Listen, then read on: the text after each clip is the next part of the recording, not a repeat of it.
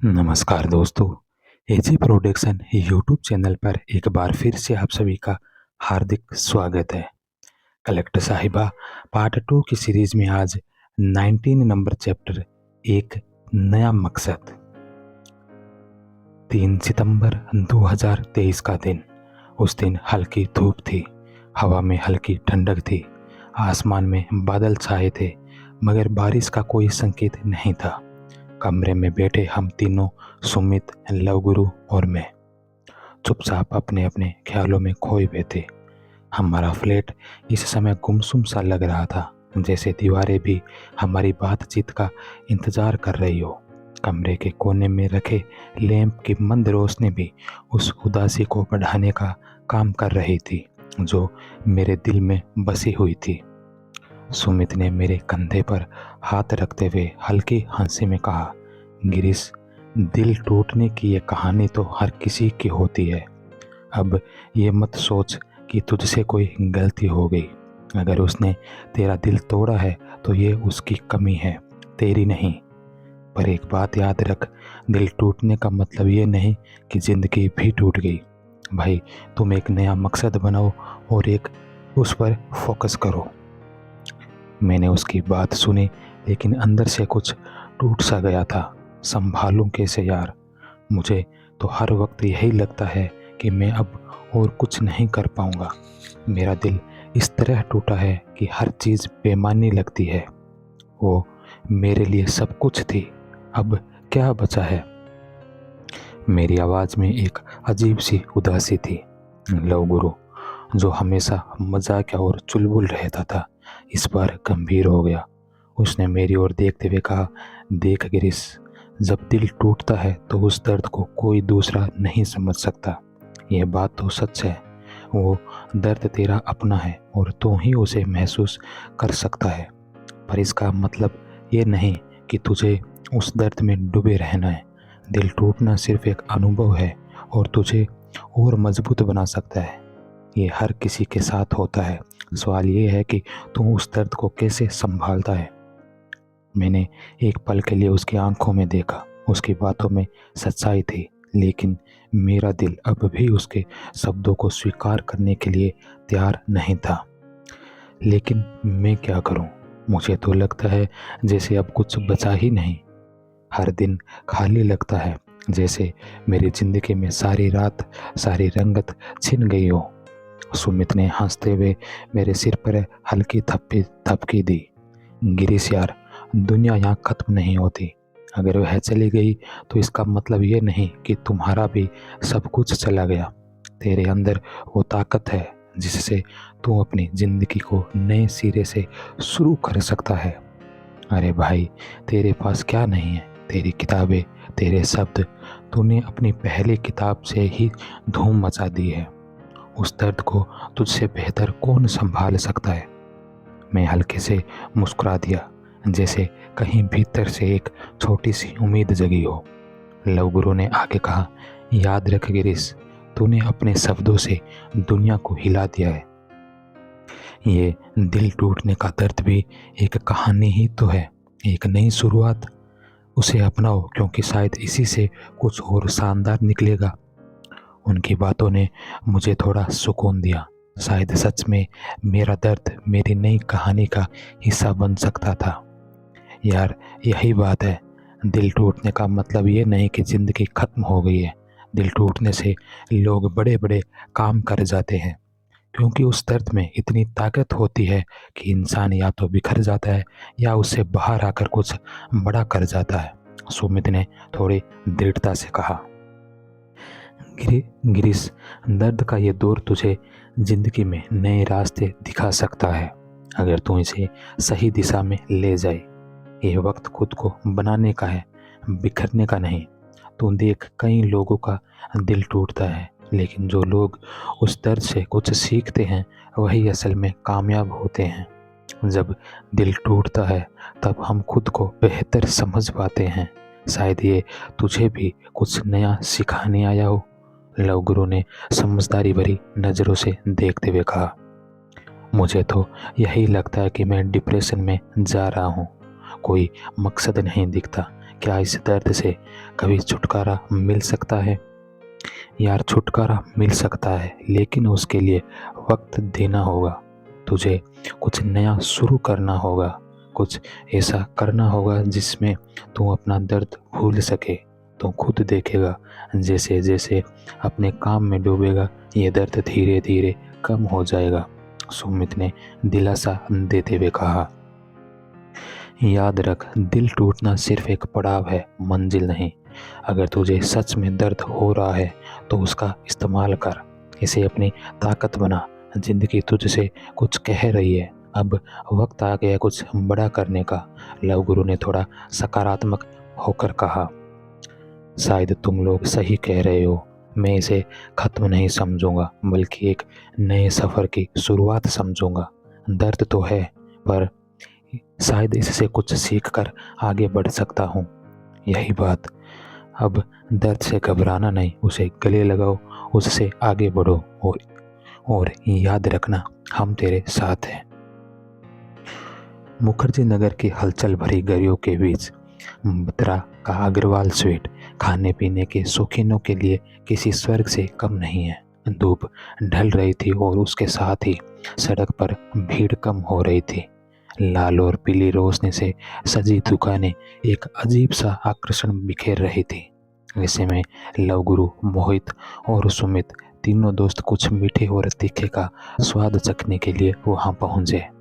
Love गुरु ने मुस्कुराते हुए कहा, चलो भाई, आज थोड़ा दर्द को भूलकर कुछ मीठा और तीखा खाते हैं। प्यार व्यार सब अपनी जगह है, लेकिन पेट की भूख मिटाना भी जरूरी है। उनकी आवाज़ में एक हंसी थी, लेकिन कहीं न कहीं दिल की गहराइयों में छिपे दर्द का एक अंश भी झलक रहा था। मोहित, जो हमेशा हर बात पर व्यंग्य करने के लिए मशहूर था, सुमित से मजाकिया अंदाज में बोला, यार सुमित, अब तो ऐसा लगता है कि प्यार में भी लोग बैंक बैलेंस चेक करते हैं। पहले लड़कियां दिल में उतरने की बात करती थी, अब व्हाट्सएप स्टेटस चेक करके बताती है कि लड़का कितना अमीर है। सुमित, जो कुछ ज़्यादा ही गंभीर रहता था, मुस्कुराते हुए बोला, अरे यार क्या करे, ज़माना बदल रहा है। आजकल प्यार का इजहार नहीं, इन्वेस्टमेंट होता है। पहले लड़कियां कहती थी दिल के दरवाजे पर दस्तक दो, अब कहती है क्या तुम्हारे बैंक के लॉकर में जगह है। दोनों हंस पड़े। तभी पास की टेबल पर बैठे कुछ लोग उनकी बातों को ध्यान से सुनने लगे। सुमित ने चाय का एक घूंट लेते हुए कहा, देखो, मैं यह नहीं कह रहा कि सभी लड़कियां ऐसी होती है, लेकिन कुछ तो है जिन्हें सिर्फ पैसा और स्टेटस चाहिए। उन्हें यह भी समझ नहीं आता कि शादी प्यार से नहीं होती, न कि पैसों से। मोहित ने थोड़ी गंभीरता से कहा, सही बात है, लेकिन यार पैसा आजकल ज़रूरत भी तो बन गया है। एक लड़की अपनी ज़िंदगी में आराम और सुख चाहती है, तो इसमें गलत क्या है?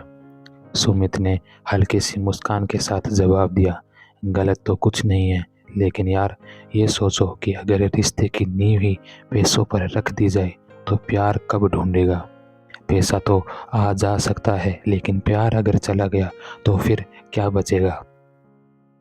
तभी कोने में बैठे एक सज्जन, जो शायद उनकी बातें सुन रहे थे, बीच में बोल पड़े, बिल्कुल सही कहा बेटा।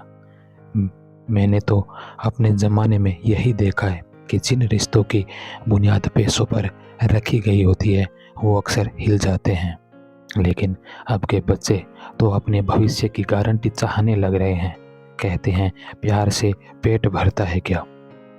मोहित ने उनकी तरफ मुस्कुराते हुए कहा, अंकल, आप भी तो समझते हैं, आज के टाइम में लड़कियों को स्टेटस चाहिए, आराम चाहिए। शादी प्यार से नहीं, पैकेज देखकर होती है। अंकल ने अपनी चाय का कप उठाते हुए हंसते हुए कहा, हाँ बेटा, पैकेज से ही तो आजकल शादी की वेबसाइट भरी पड़ी है। पहले प्यार होता था, फिर शादी। अब पहले शादी होती है, फिर सोचते हैं कि प्यार कैसे करें। सुमित ने माहौल को हल्का करने की कोशिश की, अंकल आपने बिल्कुल सही कहा, लेकिन एक बात बताइए, अगर लड़की कोई बिजनेसमैन लड़के से शादी कर रही है तो क्या वो प्यार से ज़्यादा कंपनी की डील्स पर ध्यान देगी? अंकल ने हंसते हुए जवाब दिया, देखो बेटा, प्यार और बिजनेस दोनों का अलग अलग तरीका है, लेकिन हाँ, एक बात तो तय है, आजकल प्यार में प्रॉफिट एंड लॉस स्टेटमेंट की तरह हो गया है। अगर लड़का घाटे में चला गया तो समझो प्यार भी चला गया। मोहित ने सुमित की तरफ देखते हुए मजाक किया। अच्छा हुआ भाई, हम कम पैसे वाले ही सही, लेकिन कम से कम किसी के प्यार में घाटा नहीं खाया। सुमित ने जवाब का ठाका लगाया, बिल्कुल।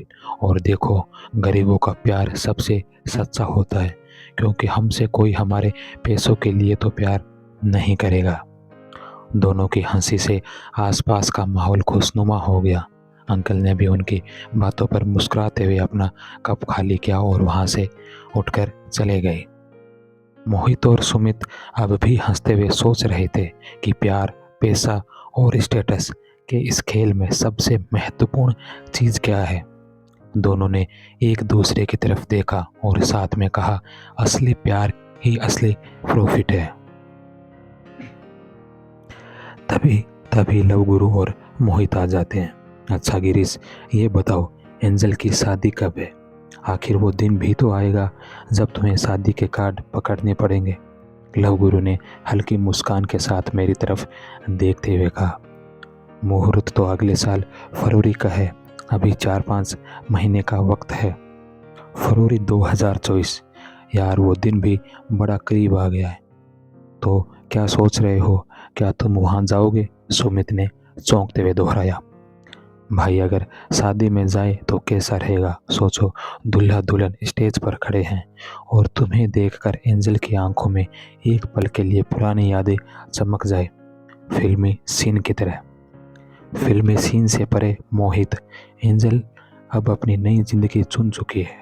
उसकी और दिव्य प्रकाश की शादी हो रही है। मुझे बस यह स्वीकार करना है और आगे बढ़ना है, लेकिन कहीं ना कहीं उस शादी के बारे में सोचकर थोड़ा भारी जरूर लग रहा है। भाई, ये वक्त आसान नहीं होगा, ये तो तय है, लेकिन कभी कभी जिंदगी में कुछ रिश्ते छूट जाते हैं ताकि हम खुद को बेहतर बना सके। क्या तुमने यह सोचा है कि क्या वाकई में शादी में जाना ठीक रहेगा? लव गुरु ने कहा। शादी में जाना या न जाना शायद इतना महत्वपूर्ण नहीं है। असली बात यह है कि तुमने जो किया वो सही था। तुमने अपने आत्मसम्मान को चुना, एंजल ने अपनी जिंदगी चुन ली और अब तुम्हें अपनी जिंदगी की नई राह चुननी है। तुम लोग सही कह रहे हो, अब मुझे अपनी दिशा ढूंढनी होगी। एंजल की शादी एक अध्याय का अंत है, लेकिन मेरे लिए यह एक नए अध्याय की शुरुआत है। शायद मैं वहाँ न जाऊं। चारों दोस्त एक पल के लिए चुप हो जाते हैं, फिर धीरे धीरे हंसी मजाक में वापस लौट आते हैं।